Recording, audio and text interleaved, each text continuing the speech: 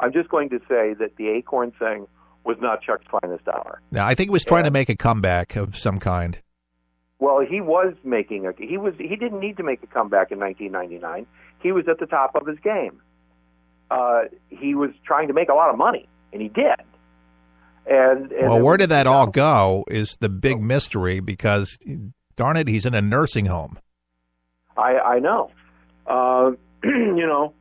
It's sad. I do not know, you see, because there's a lot of questions that Chuck never answers.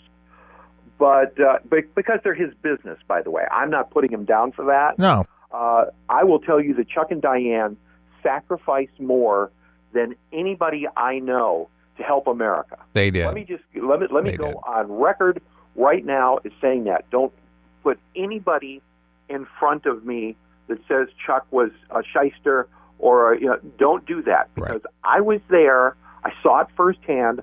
I saw him making, and understand it doesn't seem like a lot now. I've seen him making $150,000 a year at WOR in New York, and was then offered to come up there. Imagine this, Keith. And by the way, that's like $1 million in today's dollars. Oh, sure. And offered to move to New York, NBC as well. Here, that's right. Yeah, he got an offer from WABC because the ratings on WOR were outrageous. I would go up there and listen to his WOR show. I was in New York all the time back then, and it was a little different, a little edgier, but really, really good. And he was offered a very big gig at WABC, and he says, this could set me for life, but I believe in what we're doing with this thing, so I'm doing this thing. And he turned that down. I bet you didn't know that my dad put him on at WMCA back in the 80s. Yes, he was on. Yes, I didn't know your dad did that. Yeah, he talked to the Strausses. Yeah, he talked to Jeannie Strauss, Peter Strauss, who owned the station where I got my start in radio, by the way, Michael, WMCA in New York, back in the 80s, sweeping floors and making coffee. With Dr. Melcher, yes. Yeah, I remember WMCA. the good guys, Cousin Brucey, the whole gang. Yeah.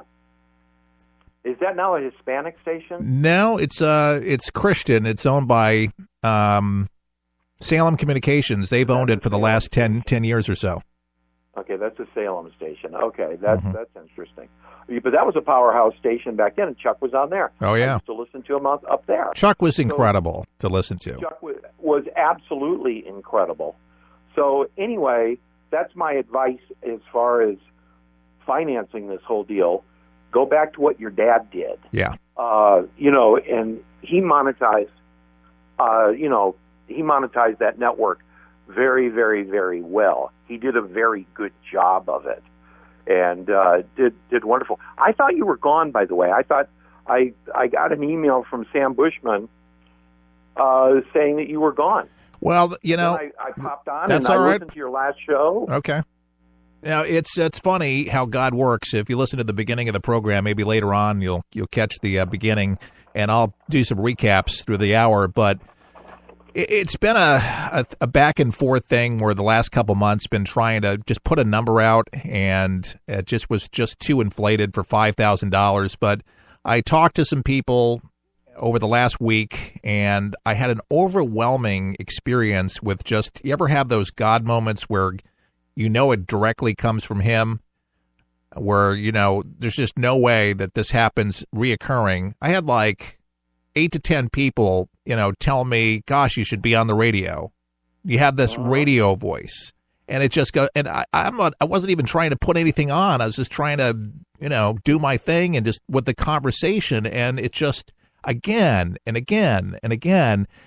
And I'm thinking to myself, am I making a bad decision here? And then I get a phone call from a marketing guy telling me that I should be marketing some products. He wrote down some for me, sent some to me, and we spoke about an hour. And he was saying exactly what you're saying, and you didn't even know that I had that conversation with this guy. No. So I'm just going back to what your dad did. I watched your dad when Chuck started the For the People show. he was literally operating out of his garage in the house that he lived in. In Tampa. In Tampa. And you know what's ironic about this, Michael? Which I kind of think about this, and this was not by design. I do the show from Tampa. Mm-hmm. Right next to Fox 13. Right down from the Fox Tower. If you know where State Vacuum is, it's been around since the 40s. The waving gorillas. I'm right directly across the street there, and I've been here 8-9 years with this studio here. But great part of Tampa. Love Tampa, Florida. I couldn't think of a better place to be, and thank God that Irma didn't get us. But I have family in Puerto Rico. I'm married to a beautiful Puerto Rican lady, and the whole place is a disaster area, as you know. Absolutely. Well, I appreciate your encouragement. I have a podcaster friend down there. So, yeah, this guy was giving you good advice. I would go with that and get on a local station in Tampa. I don't know which one, but get on a local station where you're not buying the time, by the way. Yeah, that's a good idea. You know what? Lola over at Tan Talks. Oh, God. Yeah. She keeps on telling me, if you're on my station, you're going to hit the big time, baby. You're going to be like Glenn Beck if you pay the money. Do you know Brenda Friesman? She was BL on the radio, on the Hooters of the Radio. Yeah. Brenda's starting a show over on Tan Talk on November 1st, and I have no idea why she's doing that. Because they have no listeners whatsoever at all. Well, there's no signal. There's hardly any signal over there. Exactly. There's no signal, no listeners, and there's no consistency. Don't go on HNZ in Tampa. Don't go on any station that's going to charge you money. Right. It's a good way to watch things disappear and totally destruct. But there are stations. I would, I'm not going to give you advice on stations over the air right now. No. You know a station that I'm thinking of, and we're not going to. Oh, yes. That does talk over there. Would be a great station. Yeah, it would be, and I think if you hung out with those people, they would find value in you. And I'm right here in their backyard. I used to work for those people when I first got into town in 2001, and I know the whole crew over there in the morning show. One of the guys retired. We know who we're talking about. Yes. Nice people. Yeah. Nice folks. Yeah. So that and they're a real radio station also. They don't sell time. They're a real no. They're a noted station. They've been around for a while. So I would concentrate on getting that as an anchor and building out from there and putting together, something. Chuck's downfall. Well, Chuck then started a new People's Radio Network, and that was like one of the first phone calls I got when he was starting that up. Are you coming? And I said, oh, heck yes. And I did on the last People's Radio Network that existed, I did the first live show on that network. My show was the first live show on that network. Wow. When Chuck folded that network up, I did the last live show. That's neat. It was interesting. Kay Reitz and everybody were listening to my last show, getting ready to have a thrombo, wondering what I was going to say. Bittersweet, as you know. Yes, but I was just as positive as I was the day one. People would call up and want to complain about Chuck. I would not allow it. I said, no, you don't understand. I was there from the beginning. I've watched him, go through things that are unimaginable that nobody would go through. Chuck was the Glenn Beck of his day, but better. Much better. He really was. Well, you see, the difference, and this is just my own personal opinion, the difference between Glenn Beck and Chuck is Chuck was real. Yes, because he keeps on reinventing himself. Yes. He doesn't even know what he believes. Yeah. Chuck was always very, very real. I don't know what happened to him financially. I don't know whatever happened to that new Music of Your Death network that you guys were trying to start. Yeah. That, by the way, was destined to fail because the audience that listened to that are all dead. Right. Well, all dead stars all the time. The Music of Your Death, MOD. Yeah. It was an interesting idea. But Chuck, was sometimes what I would call Chuck to his face, and I still sometimes say, Chuck, you were a beautiful disaster. He could make anybody want to buy anything, and he could sell literally rocks under a bridge. Didn't matter, but people just loved Chuck because Chuck was him. What you saw is what you got, and Chuck was an entertainer first. Well, he was funny, and the timing was. You just couldn't make him any better. He was meant for radio. What he did, absolutely, he deserved to be in that seat.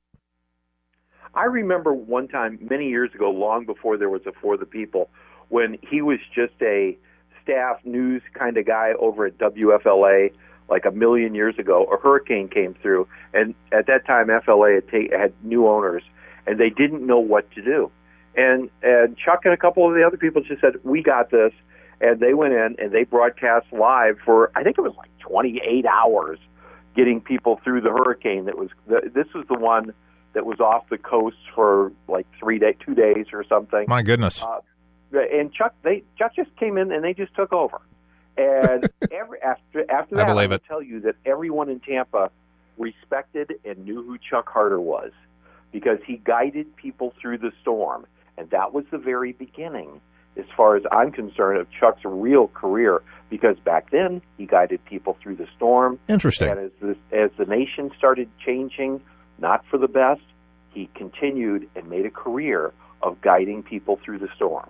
He also told me the consumer part of the broadcast, which really did make him famous too, was that he had an attorney that would answer legal questions on the air, and he would bring those type of people to his broadcast, and he had a network of people at his Rolodex that he would bring on and just walk people through various issues with states and estate issues or wills and probate, all that kind of stuff. But he really put a program together to help people, serve the country, and nobody was really doing what he was doing. Nobody was. And then it morphed from that into the more political aspects that he went into. And, Chuck did very, very well. I will tell you, Chuck did very, very well financially in those days. Money was pouring in like a giant faucet. I have no idea where all the money went. I know, but I know that money was pouring in. I would walk over across the street into that.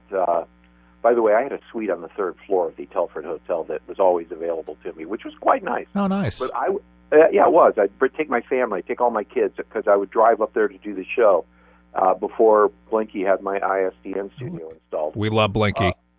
Yes, and those phones were ringing all the darn time.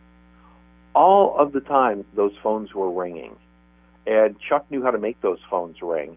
And I would listen, and then I would fill in for Joel Venson. Oh yeah. And I would just follow some of Chuck's cues, and they told me that when I was there, those phones were always ringing. When Joel would do the show, they had a staff of 6 people working the phones, and I remember I took over for Joel one night, and those people were just going bonzos over there. They couldn't handle the calls. So there were tricks to that. And Chuck knew them all, and I learned from Chuck on how to do that. And those phones rang constantly during his show, and he was very good. And when Jerry would do the show, Jerry Hughes, God bless him, rest his soul. Jerry could make the Van Ordner twinkle. Also, he was very good. Jerry was just like one of the nicest guys in the world. Jerry and I were always pitted against each other on the air, which was kind of funny. All right, Michael Kroos, the Home and Garden Show. You can probably look it up online. I got to sign off for this hour so our network can take a break. If you want to call back, talking to you, Keith. Good to talk to you too. If you want to call back on the second hour or any time, we'll be on for some time. But love to talk to you further. I really appreciate you contributing. All right, take care. All right, Michael Kroos of the Home and Garden Show. He was with the People's Network, Sun Network. He knew Chuck and knew my father, and he's just a great guy himself. Appreciate you so much joining us. I suggest you tune in for our second hour. We're raising money to stay on the air here at For the People. Our goal is $2,000. Our website is forthepeopleshow.com. That's forthepeopleshow.com. Keith Allen, For the People, saying all the best. May God bless.